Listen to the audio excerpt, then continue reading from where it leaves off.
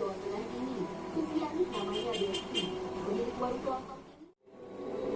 Layaknya aksi superhero, Sufiani kejar-kejar pencuri yang berusaha kabur menggunakan motor membawa tas miliknya.